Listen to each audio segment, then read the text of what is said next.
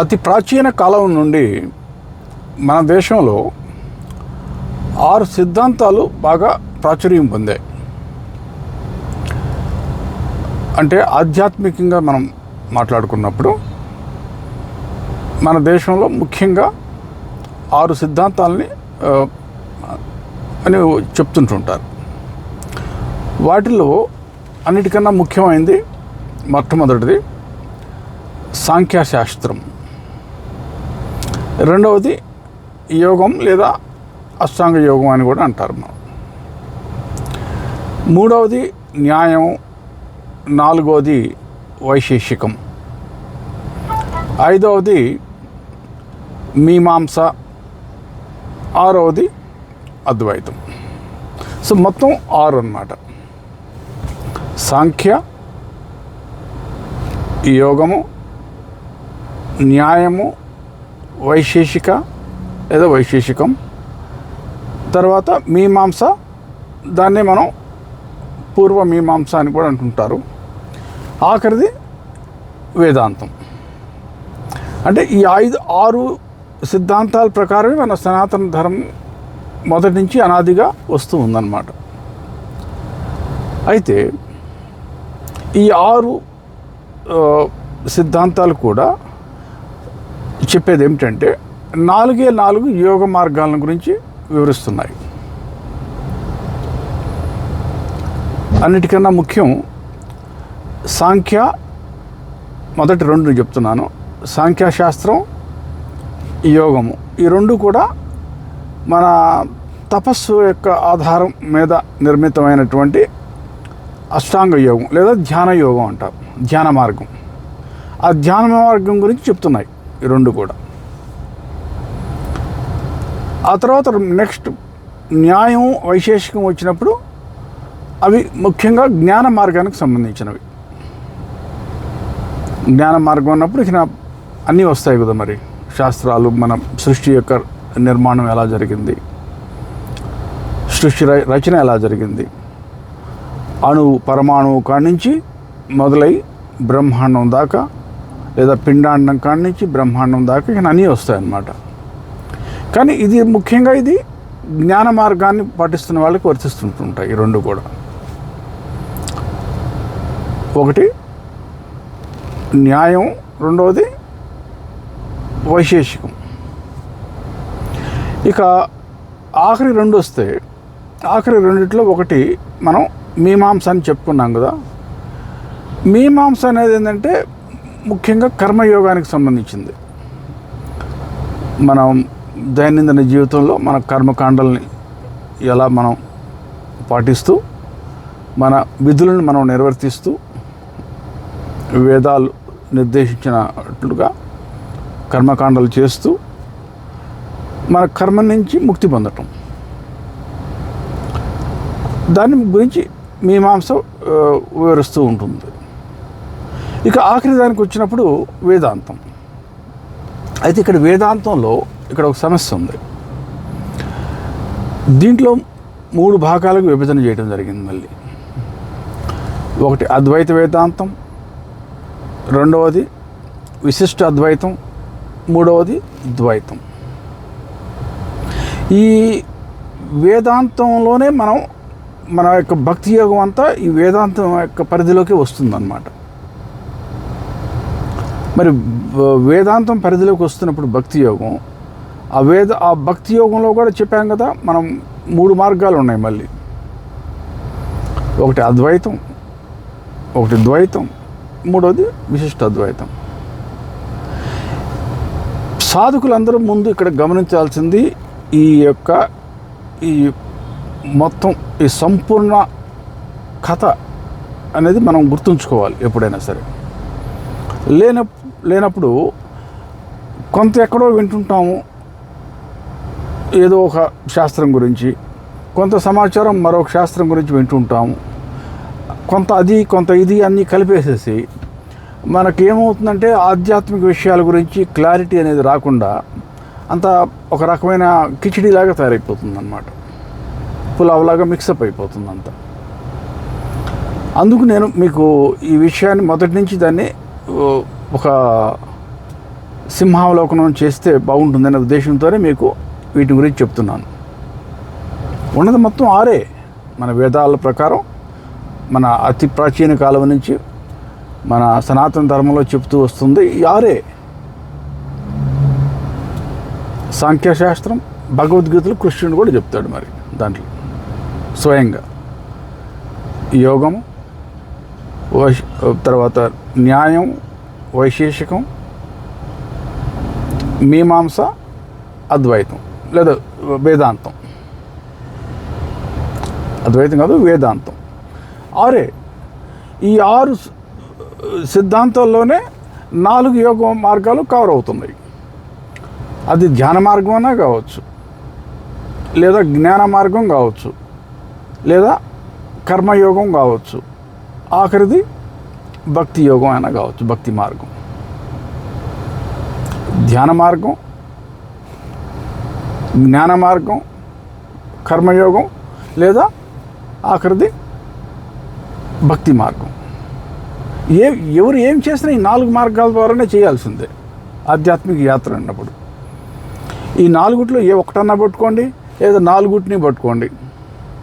అదేవిధంగా ఈ 6 సిద్ధాంతాల గురించి చెప్పుకున్నాం కదా, ఏ ఒక సిద్ధాంతం అన్నా పట్టుకోండి, లేదా 6 పట్టుకోండి. మన యొక్క ఆధ్యాత్మిక యాత్ర వీటి మధ్య తిరుగుతూ ఉంటుందన్నమాట. కాకపోతే వచ్చే సమస్య ఎక్కడ వస్తుందంటే, ఈ క్లారిటీ అనేది రాకపోవడం చేత అన్ని కలగాపలగం అయిపోయి మన కిచిడిలాగా తయారైపోతుంది. దానికోసం ఈ విషయం గురించి చెప్పడానికి నేను చెప్పదలుచుకున్నాను యాక్చువల్గా ఈరోజు. ఇప్పుడు ముఖ్యంగా మనం సాంఖ్యశాస్త్రము, మన తర్వాత యోగం అన్నప్పుడు ఏమవుతుందంటే అక్కడ ధ్యానం సంబంధించింది. ధ్యానం యొక్క ఆధారంగా మనం చేయబడే దాన్ని యోగం అంటున్నాం. అక్కడ దాన్ని అష్టాంగ యోగం అంటాం, దాన్ని రాజయోగం అంటాం. అందులో మనం పాటించే దీంట్లో రకరకాలు ఉంటాయి పద్ధతులు. యమ నియమాల నుంచి మొదలవుతాయి. యమ నియమాలు కానీ, బ్రహ్మచర్యం కానీ, అవన్నీ కూడా అందులో వచ్చేస్తాయి. దీంట్లో ఈ యోగ మార్గంలో చివరికి వాళ్ళు ఏం సాధిస్తున్నారు అక్కడ యోగ మార్గంలో? కుండలిని శక్తిని జాగృతం చేస్తున్నారు. అక్కడ కుండలిని శక్తి ఒకసారి జాగృతం అయిన తర్వాత ఇంకా వాళ్ళకి చేయాల్సిందంటూ ఏమీ లేదు. అక్కడ ఏం చేయాలి, ఏం జరిగినా అది శక్తి కర్మల ప్రక్షాళన చేస్తూ పోతుంది. దాన్నే మనం సాంఖ్యశాస్త్రం అంటున్నాం. సాంఖ్యశాస్త్ర ప్రకారం మన మానవుని యొక్క సృష్టి రచన అనేది 25 తత్వాలుగా నిర్మితమైంది అని చెప్తారు. ఈవెన్ కృష్ణుడు కూడా చెప్తాడు అదే విషయాన్ని భగవద్గీతలో. 25 తత్వాలు ఏమిటి? మొట్టమొదటిది పురుషతత్వం, రెండవది ప్రకృతి తత్వం. ఈ రెండింటిని అయిన తర్వాత మన 5 జ్ఞానేంద్రియాలు, 5 కర్మేంద్రియాలు, 5 పంచమహాభూతాలు, అంటే మనం పృథ్వీతత్వం, వాయుతత్వం ఇవన్నీ చెప్పుకుంటుంటాం కదా. 5 పంచభూతాలు, ఆ పంచభూతాలకు సంబంధించిన 5 తన్మాత్రలు. 22 అయిపోయాయా? ఒకటి పురుషతత్వం, ఒకటి ప్రకృతి తత్వం, తర్వాత 5 జ్ఞానేంద్రియాలు, 5 కర్మేంద్రియాలు, 5 పంచభూతాలు, 5 పంచభూతాలకు సంబంధించిన తన్మాత్రలు 22. బుద్ధి, అహంకారం, మనసు, ఈ 3 కలిపేయండి, మొత్తం 25. అంటే మనిషి యొక్క సృష్టి రచన అనేది 25 తత్వాల ఆధారంగానే జరిగిందనమాట. కృష్ణుడు చెప్తుంది కూడా అదే, సాంఖ్యశాస్త్ర ప్రకారం చెప్తుంది అక్కడ. మరి 25 తత్వాలతో మరి నిర్మితం అయినప్పుడు అంటే పురుషతత్వం, ప్రకృతి తత్వాన్ని కప్పేస్తుంది అనమాట మిగతా 23 తత్వాలు. ఇక్కడ డిఫరెన్స్ ఏమొస్తుంది? అక్కడ ఆత్మకి మోక్షానికి మధ్య ఒక కర్మ ఒకటే అడ్డం వస్తుంది. అక్కడ ఆ కర్మ కానీ నాశనం అయితే ఇక బుద్ధికి ఆలోచన చేయడానికి ఏమి ఉండదు. అక్కడ బుద్ధికి ఆలోచన చేయడానికి ఏమి లేకపోతే మనసులో ఎలాంటి ఆలోచనలు రావు. ఇక ఆ మనసు అనేది ఒక అర్థంలాగా పనిచేస్తుంది. ఆ పురుషతత్వానికి తనంటే ఏమిటో అర్థమవుతుంది. అక్కడ యోగ మార్గంగా మనం ఆలోచించినప్పుడు. మరి ధ్యాన మార్గంగా వీళ్ళు ఏం చేస్తున్నారు? యమ నియమాలతో మొదలుపెట్టి ఒక పద్ధతి ప్రకారం మనసుని ఆ విధంగా తయారు చేస్తున్నారు ఆ స్థితికి తీసుకెళ్ళి చివరికి ఏదో ఒక స్థితిలో ఆ మనసుని స్తంభింపజేసి సమాధిలోకి దోహేస్తున్నారు. అక్కడ దేని మీదైనా ఏకాగ్రత చేయటం, ధ్యానం చేయటం అంటే దానివల్ల ఏం వచ్చి ఒరిగి పడటం లేదు. అక్కడ అది ఏదో ఒక స్థితిలో అది మాయమైపోతుంది, మనసు సమాధిలోకి జారుకుంటుంది. అక్కడ మనం ఏ విధంగా అయితే నిద్రలోకి జారుకుంటుంటాం కదా, మనం ఏదైనా పుస్తకం చదువుతున్నాం లేదా టీవీ ప్రోగ్రామ్ చూస్తూ మనకు తెలియకుండానే మనం నిద్రలోకి జారుకుంటాం. ఇక్కడ కూడా అదే జరుగుతుంది. అక్కడ నిద్రలోకి జారుకునే బదులు దానికి వ్యతిరేక దిశలో అయినా సమాధిలోకి జారుకుంటుంది మనసు. అట్లా ఏకాగ్రత చేయటం వల్ల అక్కడంతే జరుగుతుంది, అంతకుమించి ఏం జరగటం లేదు.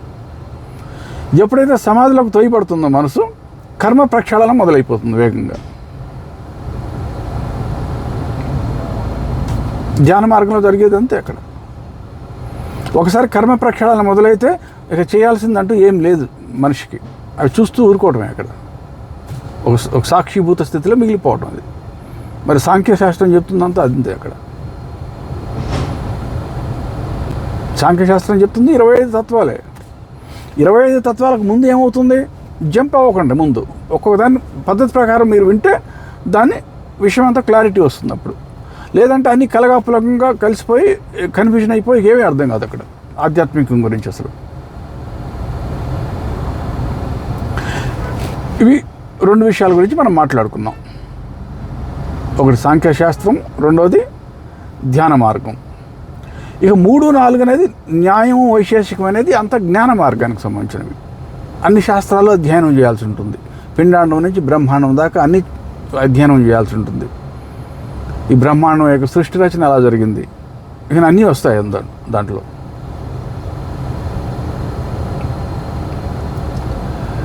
దాంతోపాటు అర్ధ ప్రపంచం, శబ్ద ప్రపంచం, అంటే అంతా మన సృష్టి రచన అంతా ఓంకారం నుంచి మొదలైంది కదా, దాన్ని శబ్ద ప్రపంచం అంటారు, లేదా శబ్ద బ్రహ్మ అంటారు. అలాగే శబ్ద బ్రహ్మ మొదలైతే అర్ధ ప్రపంచం. ఆ శబ్ద బ్రహ్మ అర్ధ ప్రపంచంగా ఎలా మారటం జరిగింది, ఇవన్నీ వస్తాయి అన్నమాట. దాన్ని జ్ఞాన మార్గం అంటాం. మనం చివరికి వేదాంతంలోకి వెళ్ళినప్పుడు కూడా వీటిని చర్చిస్తారు. అంటే ఇక్కడ ఇందాక మనం సాంఖ్యశాస్త్రం ప్రకారం 25 తత్వాలని చెప్పుకున్నాం కదా మొత్తం. దానికి ఇంకొక 11 కలపండి, మొత్తం 36 తత్వాలు. సృష్టి రచన జరిగినప్పుడు భగవంతుడు మనిషిగా అవతారం దాల్చినప్పుడు మొత్తం 36 తత్వాల గురించి చెప్తాడు కృష్ణుడు భగవద్గీతలో.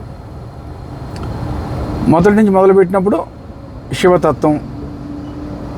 శివతత్వం తర్వాత శక్తితత్వం, దాని తర్వాత సదాశివతత్వం, ఈశ్వరతత్వం, శుద్ధ విద్యాతత్వం, 5 శుద్ధతత్వాలు 5.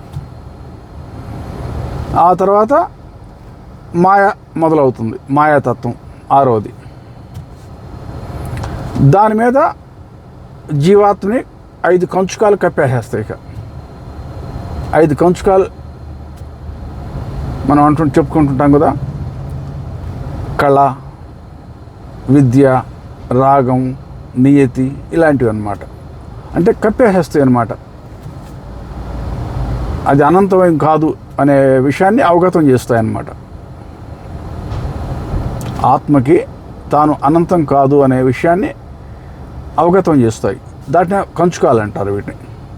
ఈ కంచుకాలతో ఎప్పుడైతే జీవాత్మ కప్పివేయబడుతుందో, తను యొక్క అపరిమితుడిని కాదు, తన ఒక పరిమితుడిని అనే విషయం అర్థమైపోయి మాయలో ఇరుక్కుపోతుంది అన్నమాట జీవాత్మ.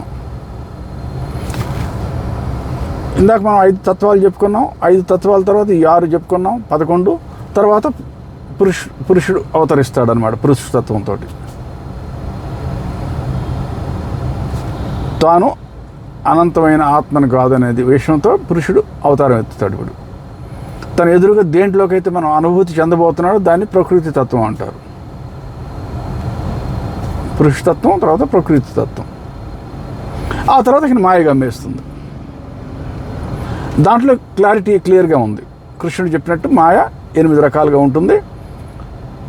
బుద్ధి, అహంకారం, మనసు, 5 పంచభూతాలు, అంతే. ఈ 8తో కప్పివేయబడుతుందన్నమాట. కాబట్టి ఇక్కడి నుంచి మనం అర్థం చేసుకోవాలి. ఇక సృష్టి రచన ఎలా జరిగింది, భగవంతుడు శివతత్వం నుంచి కిందకి ఎలా దిగుతూ పురుషతత్వానికి వచ్చాడు భగవంతుడు అని. ఆ వస్తున్నప్పుడే ఇక్కడ మళ్ళీ దానికి సమానాంతరంగా శబ్ద బ్రహ్మ కూడా కిందకి రావటం మొదలవుతుంది. అంటే శివతత్వాన్ని మనం నాదతత్వంతో కూడా బలుస్తాం. ఓంకారం, ఓంకారం శివతత్వంతో పోలుస్తాం. శివతత్వం అంటే ఏంటంటే చైతన్య రహితం. ఆ నెక్స్ట్ శక్తితత్వం అంటే చైతన్యంతో కూడుకున్నది. అంటే బొమ్మ బరుసులాగా, అంటే ఒక నాణ్యానికి 2 వైపులు లాగా, ఒకటి వైపు శివతత్వం ఉంటే ఒక తట్టు శక్తితత్వం ఉంటుంది.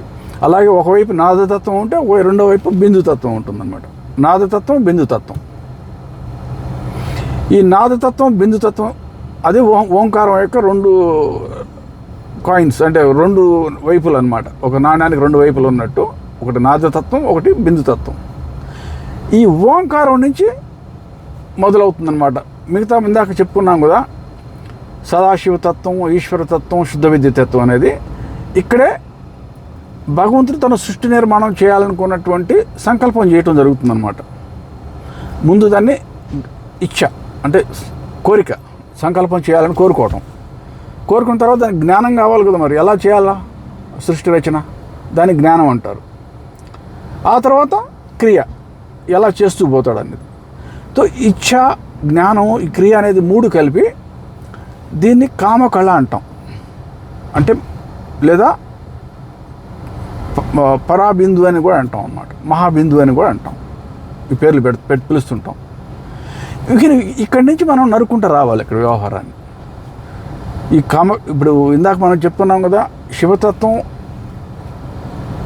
తర్వాత శక్తితత్వంలో నాదతత్వం, బిందుతత్వం ఉందన్నమాట. ఈ నాదతత్వం, బిందుతత్వం అనేది పరాస్థితిలో ఉంటుంది. అంటే శబ్దబ్రహ్మం అర్ధ ప్రపంచంగా అవతారం దాల్చినప్పుడు ఆ శబ్దం 4 స్థితుల్లో అవతారం దాలుస్తుంది అన్నమాట. పరా, పశ్యంతి, మధ్యమ, వైఖరి. ఇక్కడ ముందు గుర్తుపెట్టుకోవాల్సింది. ఇందాక మనం చెప్పుకున్నట్టు శివతత్వం, శక్తితత్వం పర అనే స్థితిలో ఉంటాయి. ఎప్పుడైతే కామకళ కిందకు వచ్చిందో, కామకళ అంటే ఇచ్ఛ, జ్ఞానము, క్రియ, దీన్నే మహాబిందు అనండి, కామకళ అనండి. ఇది పశ్యంతి స్థితిలో ఉంటుంది. ఈ పశ్యంతి స్థితిలో కామకళ అనేది ఏదైతే ఉందో అది ఎలాంటిదంటే ఈ విశ్వం యొక్క బ్లూ ప్రింట్ లాంటిది అన్నమాట. విశ్వం యొక్క బ్లూ ప్రింట్ లాగా. దాన్నే నెమలి యొక్క గుడ్డుతో పోలుస్తారు. అంటే నెమలి పుట్టే ముందు దానికి గుడ్డు పెట్టుద్ది కదా, ఆ గుడ్డులో ఆ నెమలి యొక్క రంగులన్నీ కలిసి ఉంటాయి అన్నమాట ముందే నెమలి గుడ్డులో. అలాగే ఈ కామకళ కూడా ఒక గుడ్డు లాంటిది. ఈ విశ్వం అంతా అందులో కుదించబడి ఉంటుంది అన్నమాట కామకళలో. ఇప్పుడు ఈ కామకళ బదులయ్యి పశ్యంతి స్థితి నుంచి మధ్యమ, ఆ తర్వాత వైఖరి స్థితికి వస్తుంది. పశ్యంతి అయిన తర్వాత ఇప్పుడు ఇది బదులైన తర్వాత ముందు రాబోయేది మధ్యమ, అంటే బుద్ధి లెవెల్లో వస్తుందన్నమాట. సంస్కృత భాష 50 అక్షరాలుగా విడగొట్టబడుతుంది అక్కడ. సంస్కృత భాష 50 అక్షరాలుగా మానసికంగా విడగొట్టబడుతుంది. ఇప్పుడు ఇంకా అది శబ్దం కావాలా, శబ్దంగా రూపం తీసుకోవాలి. శబ్దంగా రూపం దాల్చాలంటే మన కర్మేంద్రియం మొదలు పనిచేయాలి కదా, గొంతు. ఆ మాట రూపంలో కానీ అది రాలేదు కదా వైఖరి స్థితిలోకి. అది ఇంకా రాలా ఆ స్థితి దాకా. మనం ఇంకా మధ్యమ స్థితిలోనే మాట్లాడుకుంటున్నాం. మన బుద్ధి ఆలోచన పరంగా మనం విడగొట్టగలిగాం దాన్ని. ఆ ఓంకారాన్ని 50 అక్షరాలుగా విడగొట్టగలిగాం. సంస్కృత భాషలోని 50 అక్షరాలు, ఒక్కొక్క అక్షరం ఒక్కొక్క మంత్రం. ఇవన్నీ ఎందుకు చెప్తున్నానంటే అక్కడి నుంచి నరుక్కుంటూ రావాలి. ఇక్కడ న్యాయం, వైశేషికం మీకు అర్థం కావాలి అంటే ఇక అక్కడి నుంచి అర్థం చేసుకుంటూ రావాలి. ఇక్కడ ఇదంతా అవసరం ఇప్పుడు అంతా. నెక్స్ట్, ఈ మంత్రశాస్త్రం అంత తయారు చేయబడింది ఆ విధంగా తయారు చేయబడింది. ఈ 50 అక్షరాలు అయితే ఏ విధంగా మీద మాట్లాడుకుంటున్నామో ఈ 50 అక్షరాలని చక్రాల మీద విభజన చేయబడింది. ఒక్కొక్క చక్రంలో కొన్ని కొన్ని అక్షరాలు వేసేసారు అక్కడ. అలాగే ఒక్కొక్క చక్రం కర్మేంద్రియం, జ్ఞానేంద్రియం, పంచభూతాలతో లింక్ చేయబడింది అక్కడ. ఆ విధంగా జీవాత్మకి బ్రహ్మపూరిత ప్రపంచం అనేది అనుభవం అనేది జరుగుతుంటుంది.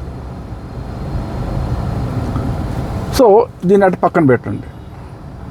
ఇక నెక్స్ట్ వస్తే మీమాంస, వేదాంతం. మీమాంస అంటే కర్మయోగం. అందులో మీరు ఏ అర్థం ఈ జ్ఞానం అవసరం లేదు, ఏ ధ్యానం చేయక్కర్లేదు. మీ విధిని నిర్వర్తిస్తూ పోండి, మీ కర్మలు మీరు చేస్తూ పోండి. సనాతన ధర్మంలో మన వేదాలు చెప్పినట్టు అన్ని కర్మకాండాలు చేస్తూ పోండి, ముక్తి పొందండి. ఆఖరిది వేదాంతం. ఇక్కడ ఇది అన్నిటికన్నా ప్రమాదకరం. ప్రమాదకరం ఎందుకు అంటున్నానంటే, సులభమైంది ఇదే, సమస్యకు తీసుకొచ్చేది ఇక్కడే వస్తుంది. అక్కడ వేదాంతం చెప్తుంది ఏమిటి? ఒకటి అద్వైతం అంటుంది, రెండోది విశిష్ట అద్వైతం, మూడోది ద్వైతం.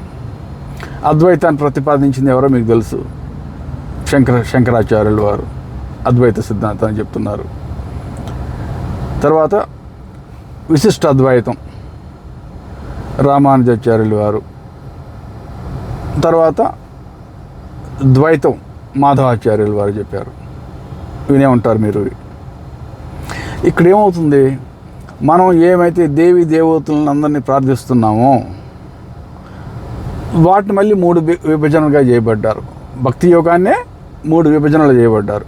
అంటే ఒక తట్టు అద్వైతం, ద్వైతం, విశిష్ట అద్వైతం మనం పాటిస్తూనే ఇక్కడ సిద్ధాంతపరంగా 3 సిద్ధాంతాలను మళ్ళీ ప్రతిపాదించారు. కాశ్మీరీ శైవ సిద్ధాంతం, వైష్ణవ సిద్ధాంతం, శాక్త సిద్ధాంతం. వినే ఉంటారు అందరూ. శైవ సిద్ధాంతం, వైష్ణవ సిద్ధాంతం తెలుసుగా. శైవులు వైష్ణవులు ఎంత తనుకునేవాళ్ళు, అతి ప్రాచీన కాలం నుంచి ఒకరినొకరు చంపుకుంటుండేవాళ్ళు. ముఖ్యంగా శైవ సిద్ధాంతాన్ని పాటించే వాళ్ళు నరికేసేస్తుండేవాళ్ళు వైష్ణవ సిద్ధాంతాన్ని ఫాలో అయ్యేవాళ్ళు. వినే ఉంటారు మీరు. రాక్షసులందరూ ఎక్కువగా శైవ సిద్ధాంతాన్ని పాటించేవాళ్ళు. ఎనివే దాన్ని పక్కన పెట్టేసేయండి ఇప్పుడు. తర్వాత శాక్త సిద్ధాంతం. కాబట్టి శైవ సిద్ధాంతం కావచ్చు, వైష్ణవ సిద్ధాంతం కావచ్చు, శాక్త సిద్ధాంతం కావచ్చు, వీటిల్లో మళ్ళీ ఈ 3 వస్తాయి: అద్వైతం, ద్వైతం, విశిష్ట అద్వైతం. అయితే జనరల్గా మనం చెప్పుకునేది ఏంటంటే, శాక్త సిద్ధాంతాన్ని ఫాలో అయ్యే వాళ్ళందరూ అద్వైతం వేదాంతాన్ని ఫాలో అవుతాం. శాక్త సిద్ధాంతం అంటే అద్వైతమే అంటాం. ఇక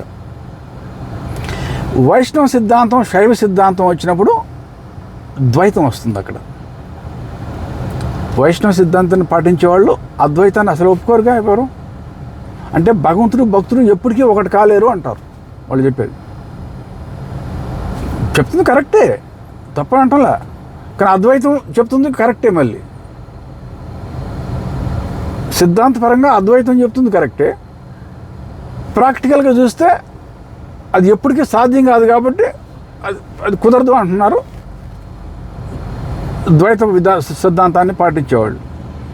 అందుకే మన విశిష్ట అద్వైతంలో అదే చెప్తుంది కూడా. ఇద్దరు చెప్తుంది కరెక్టే. అక్కడ ఈ విషయం అంతా వ్యాపించి ఉండేది ఒక పరబ్రహ్మమే కదా. శక్తి అనండి, పరాశక్తి అనండి, పరబ్రహ్మ అనండి, ఆది నారాయణుడు అనండి, ఇంకేమన్నా అనండి, ఏ పేర్లని పిలవండి. విశ్వం అంతా వ్యాపించింది ఒకే బ్రహ్మం. పిండాండం బ్రహ్మాండం ఒకటే. 2 దేవుళ్ళు అనేది ఉండరు కదా విశ్వం అంతా. సో ఆ విధంగా చెప్తున్నప్పుడు అంతా అద్వైతమే అంటున్నారు. అది మరి ద్వైతం అని ఎందుకు చెప్తున్నారు? ఎందుకంటే అది అక్కడికి చేరేసరికి చాలా సమయం పడుతుంది. ఎన్నో మహాయుగాలు గడిచిపోతాయి, మన్వంతరాలు గడిచిపోతాయి. అది ఎప్పటికీ సాధ్యం కాదు. ఆ విధంగా మనం చూసామంటే మనం చూస్తూ ఉంటున్నారు పెద్ద పెద్ద మన దేవుళ్ళు దేవతలు వీళ్ళందరికీ మోక్షమే లేదు. ఒక్కొక్క బ్రహ్మాండం సృష్టి రచన జరిగినప్పుడు ఒక్కొక్క బ్రహ్మాండానికి ఒక బ్రహ్మదేవుడు ఉంటాడు, ఒక ఇంద్రుడు ఉంటాడు, నవగ్రహాలు ఉంటాయి, మిగతా దేవుళ్ళు దేవతలు అందరూ ఉంటారు. ఆ బ్రహ్మాండం సమయం గడిచిపోయిన తర్వాత, బ్రహ్మ సమయం జీవితకాలం గడిచిపోయిన తర్వాత బ్రహ్మాండం అంతా విలీనం అయిపోతుంది. మరి అలాంటి బ్రహ్మాండాలు విష్ణు భగవాని నాభి నుండి వింటుంటాం కదా, పద్మనాభుడు అంటాం విష్ణు భగవానుడు. అందుకని అనంతమైన బ్రహ్మాండాలు పుడుతూ ఉంటాయి, మళ్ళీ మాయమైపోతూ ఉంటాయి ఆయన బొడ్డులో. అంటే బ్రహ్మదేవుడికే మోక్షం లేదు ఇక్కడ, దేవీ దేవతలకే మోక్షం లేదు ఇక్కడ. అది వాళ్ళందరికీ ఎప్పటికీ మోక్షం రావాలి ఇంకా. అప్పుడు దాకా మరి విష్ణు భగవానుడు వేరు, మనం వేరు అనే భావన అనేది ఉంటుంది కదా మరి. కాబట్టి అద్వైతం కరెక్టే, ద్వైతం కరెక్టే, విశిష్ట అద్వైతం వాళ్ళు చెప్తుంది కూడా కరెక్టే. సో ఇదన్నమాట మన సనాతన ధర్మం ప్రకారం చెప్తున్న సిద్ధాంతాలు ఇవి 6. ఈ 6 చెప్తున్నవి 4 యోగ మార్గాల్ని పాటించమంటున్నాయి. ఒకటి ధ్యాన మార్గం, లేదా జ్ఞాన మార్గం, లేదా కర్మ మార్గం, భక్తి మార్గం.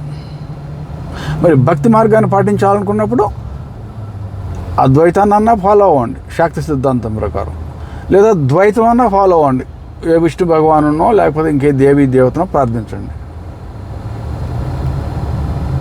ద్వైతం లేదా అద్వైతం. అంతేగాని అన్నీ కలిపి కొట్టారంటే ఇక ఏమీ అర్థం కాదు ఇక అక్కడ. అది నేను చెప్పదలుచుకుంది ముఖ్యంగా. మనం చూస్తుంటాం సాధకుల్లో, ఆధ్యాత్మిక యాత్రను ఫాలో అవుతున్న వాళ్ళల్లో ఎన్నో అనుమానాలు. అక్కడ కొంత వింటారు, ఇక్కడ కొంత వింటారు, అక్కడ కొంత ఇంటర్నెట్లో వింటారు, కొంత అక్కడ కొంత చదువుతారు.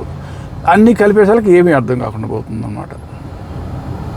మనం ప్రతి విషయాన్ని ఒక్కొక్క దాన్ని విడగొట్టి, నేను ఇప్పుడు మీకు చెప్పాను కదా ఈ 6 సిద్ధాంతాలు ఉన్నాయని శాస్త్రాలని, ఈ 6 శాస్త్రాలను తీసుకోండి, ఒక్కొక్కటి విడగొట్టి చూడండి అసలు ఏం చెప్తున్నాయి అవి.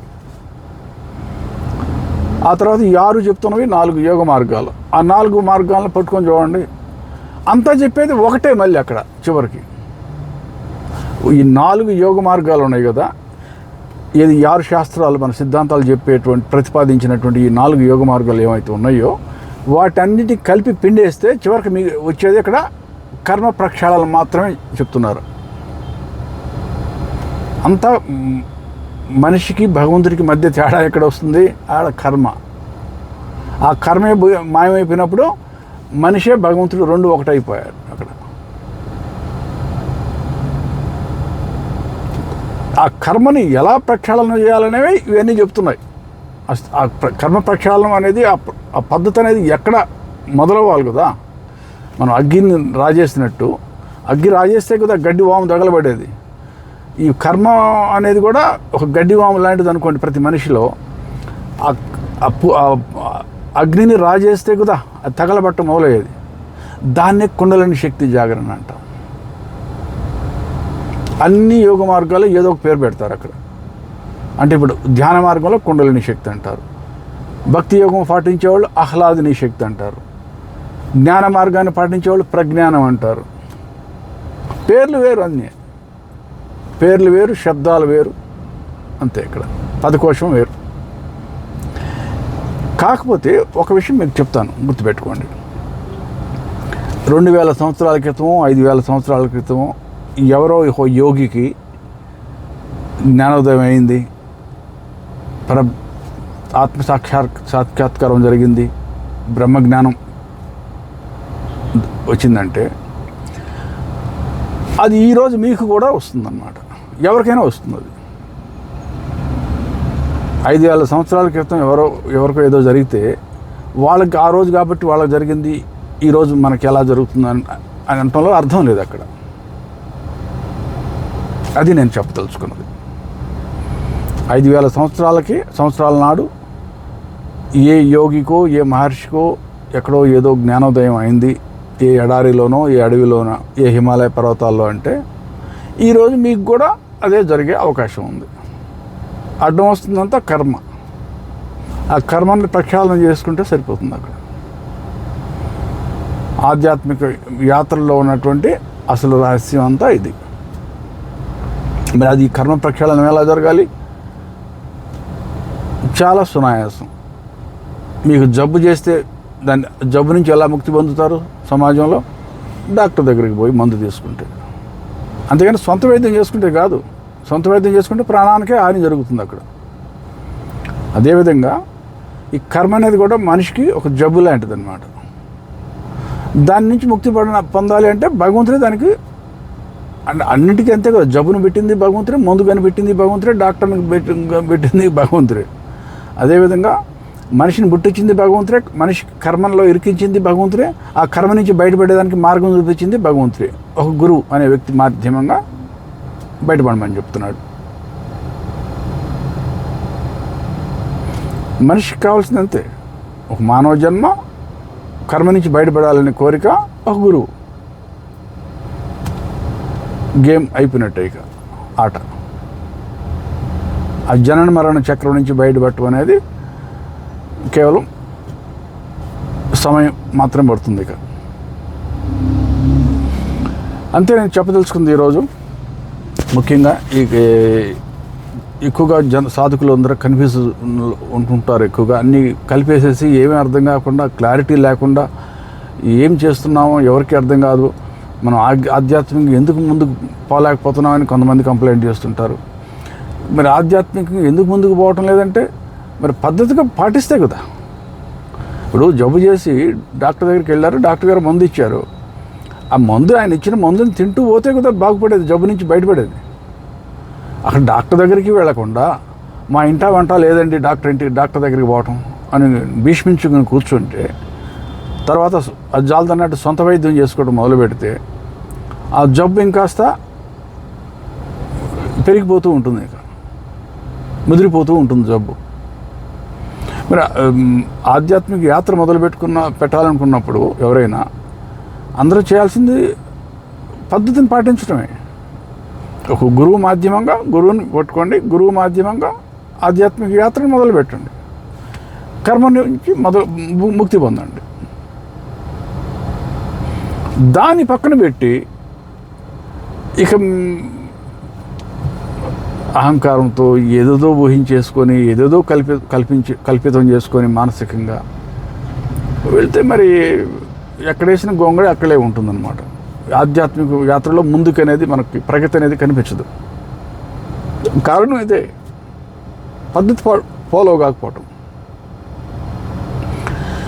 ఏదైనా మనం ఒక విషయమని మనకి ఇది వర్కౌట్ కావటం లేదు, పనిచేయటం లేదని చెప్పాలన్నా ముందు మనం ప్రయత్నం చేస్తే కదా. అది అసలు ప్రయత్నమే చేయకుండా ఇది అన్నీ బోటకం, ఇదేది పనిచేయటం లేదని చెప్పి అన్నీ వదిలేస్తే,